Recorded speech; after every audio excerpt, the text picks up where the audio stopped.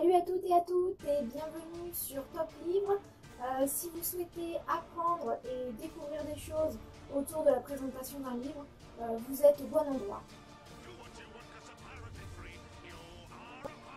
Aujourd'hui, on va parler des hackers avec ce livre, L'éthique hacker de Pekka Immonen.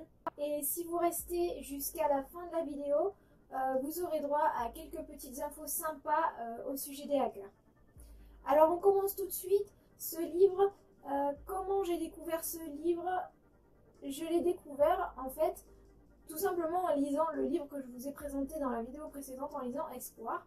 J'ai découvert Étienne Chouard et à force de faire des recherches sur Étienne Chouard, je suis tombée un peu par hasard sur ce livre. Il est très intéressant. Donc il a été écrit par Pekka Immonen, qui est un philosophe finlandais et qui étudie principalement la philosophie et la sociologie autour du monde de l'informatique.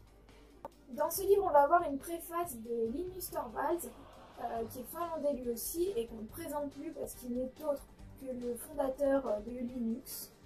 Et ce qui est rigolo, c'est qu'en tant que hacker lui-même et fondateur de la société Linux, il se qualifie de dictateur bienveillant. Donc ce livre, à qui il s'adresse? Alors que vous soyez hacker ou non, il s'adresse un petit peu à tous ceux qui ont envie de retourner ou de changer leur façon de comprendre le monde et le système. C'est en quelque sorte une analyse sociologique et philosophique du monde du point de vue des hackers. Donc voilà, comment les hackers voient le monde, c'est vraiment une introspection dans la tête d'un hacker. Alors donc, il s'adresse un petit peu à tout le monde, à tous ceux qui ont envie d'éveiller un peu leur conscience. Mais en revanche, si vous avez eu une éducation avec des principes religieux assez durs, peut-être que ce livre risque de vous bouleverser, car en fait, il va mettre en opposition la façon de penser des hackers avec la façon de penser d'une éducation religieuse. Donc là, on parle principalement de la religion protestante dans ce livre. Et donc voilà, vous êtes prévenus, tout au long du livre, il va mettre en opposition une éducation religieuse assez stricte avec la façon de penser et le mode de vie des hackers. Alors, de quoi ça parle? Principalement, je vous l'ai dit, de la philosophie, de la motivation et de ce qui compte pour un hacker en fait. Donc principalement, c'est défendre la liberté, défendre les droits des gens, d'essayer de faire un monde plus libre, notamment en défendant la gratuité. On va parler aussi dans ce livre énormément de partage du savoir, partage des valeurs.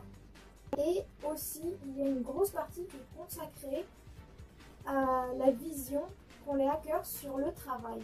Alors on nous explique que les hackers ne travaillent pas pour un intérêt financier, mais pour principalement contribuer à changer le monde et pour le bien de la communauté en général. Alors quand on dit communauté, on ne parle pas forcément que de la communauté hacker, mais de la communauté en général.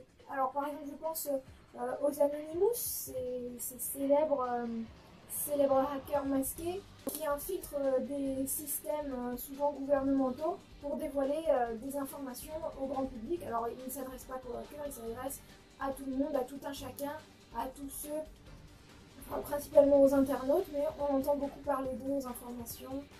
Voilà, les Anonymous, c'est pas un but pour eux, ils ne gagnent pas d'argent avec ce qu'ils font, c'est simplement pour ouvrir les yeux aux gens, essayer de faire évoluer le monde vers plus de liberté.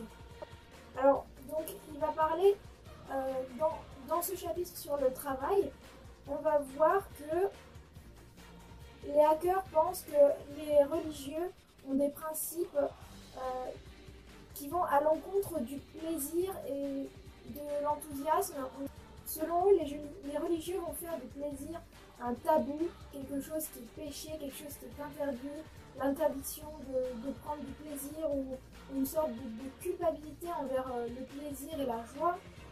Alors que les hackers, ça va être totalement le contraire. Ils vont faire quelque chose par enthousiasme, par but, par envie de le faire, par passion, et ils vont se donner à fond pour atteindre leur but et avec beaucoup plus de passion qu'on le ferait pour un travail un petit peu obligé, un petit peu corvée. Donc le hacker va plutôt travailler pendant des heures d'un travail acharné mais avec une grande passion.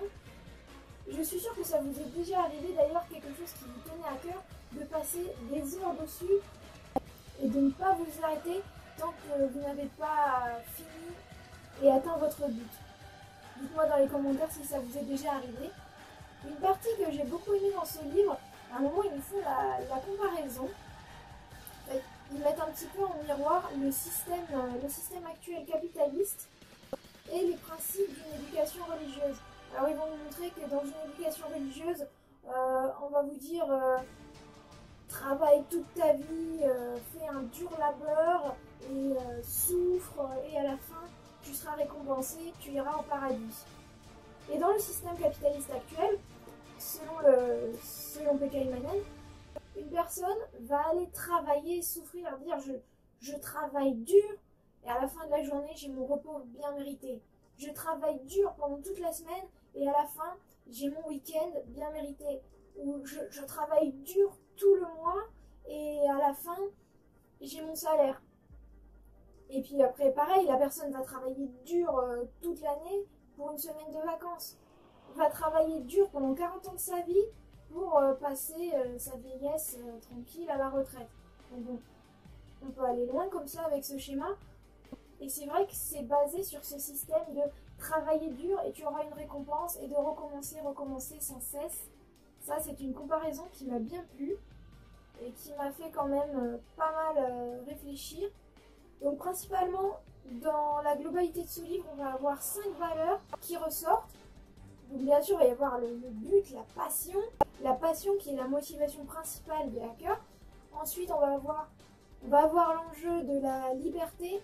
Donc les hackers vont se donner à fond pour changer le monde, pour plus de liberté. D'ailleurs, dans ce livre, il y a pas mal de trucs qui ressemblent pas mal à des programmes politiques ou à des idées en tout cas qui pourraient servir éventuellement à changer le système actuel et à réfléchir à faire quelque chose de mieux pour l'ensemble de l'humanité.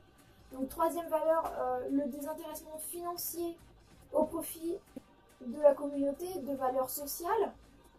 Quatrième valeur, la nétique, donc c'est plutôt la vie privée, le respect des données privées virtuelles des internautes.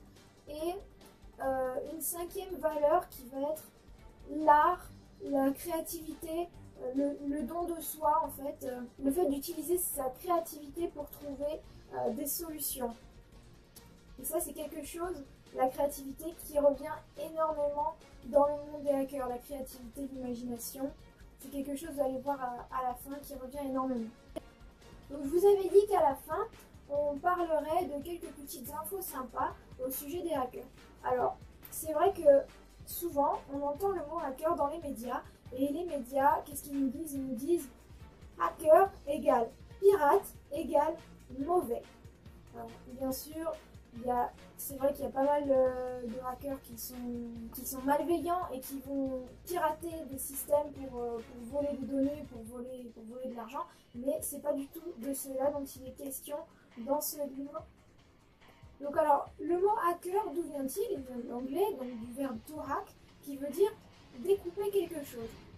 Alors là on fait l'analogie de découper dans le sens désassembler afin de reconstruire pour faire quelque chose de plus performant. Pour vous donner un petit exemple, je pense, vous savez, dans les dessins animés, les savants fous ou les bricoleurs qui bidouillent et qui utilisent des pièces de plusieurs machines, des réveils, des engrenages pour faire une machine toute simple pour leur simplifier la vie.